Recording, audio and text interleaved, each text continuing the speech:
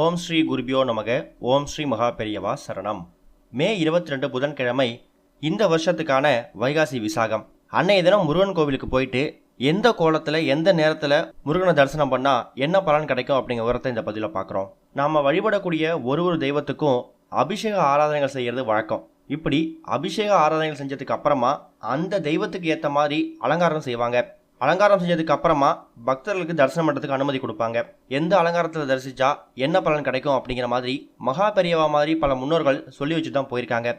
அந்த வகையில் முருகப்பெருமானோட எந்த தரிசனத்தை நம்ம பார்த்தா நம்ம வாழ்க்கையில் இருக்கக்கூடிய எல்லா விதமான பிரச்சனைகளும் நீங்கி வெற்றிகள் உண்டாகும் அப்படிங்கிறத பற்றி இப்போ பார்க்கலாம். அபிஷேக பிரியனாகவும் அலங்கார பிரியனாகவும் இருக்கக்கூடியவர் முருகப்பெருமான். சாதாரணமாக ஒரு சில பேர் வீடுகளில் சிலைகளை வச்சு வழிபடும் வழக்கம் இருக்கும். இந்த சிலையை வச்சு வழிபடுறவங்க அந்த தெய்வத்துக்குரிய நாளில் அந்த தெய்வத்துக்கு அபிஷேகம் செஞ்சு வழிபாடு செய்வாங்க. அபிஷேகம் செய்யும் போது ஒரு பொருளுக்கும் ஒரு பலன் இருக்கும். அபிஷேகம் முடிஞ்சு அலங்காரம் பண்ணும் போதும் அந்த ஒரு அலங்காரத்துக்கும் ஒரு பலன் இருக்கும்.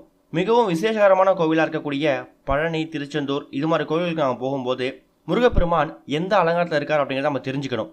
ராஜ அலங்காரம், பாலசுப்ரமணிய அலங்காரம், பூ அலங்காரம் சொல்லி பல அலங்காரம் இருக்குது. அதே மாதிரி தான் திருப்பதி கோவிலுக்கு போகும்போதும் அவரை நாம் எந்த அலங்காரத்தை தரிசனம் பண்ணுறோம் அப்படிங்கிறத கேட்டு தெரிஞ்சு வச்சுக்கணும். அதுக்கு ஏற்ற மாதிரி பலன்களை நம்ம பெற முடியும். அப்படி நம்மளோட கஷ்டங்கள் தீர்வதற்கும் நம்ம வாழ்க்கையில் இருக்கிற கஷ்டங்கள் நீங்கிறதுக்கும் முருகப்பெருமானை நாம் விடிய கால தரிசனம் பண்ணுறது ரொம்ப முக்கியம். அதுவும் குறிப்பாக ஒரு 5 மணிலேருந்து 6 மணி வரைக்கும் பண்ணுறது கூடுதல் சிறப்பு.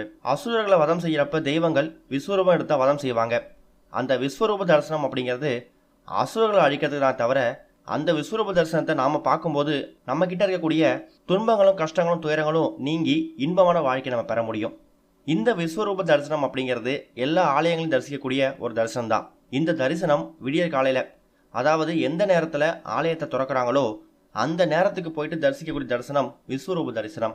அதனால் முதல் நாள் இரவு எந்த அலங்காரத்தில் நடைய சாத்தினாங்க அதே அலங்காரத்தில் காலைல திறப்பாங்க அப்படிங்கிறத தெரிஞ்சு வச்சுக்கிட்டு காலையில் அபிஷேக ஆராதனை செய்யறதுக்கு ஒரு குறிப்பிட்ட நேரம் இருக்கும். அந்த நேரம் வரை அந்த அலங்காரத்தில் தான் முருகன் இருப்பார்.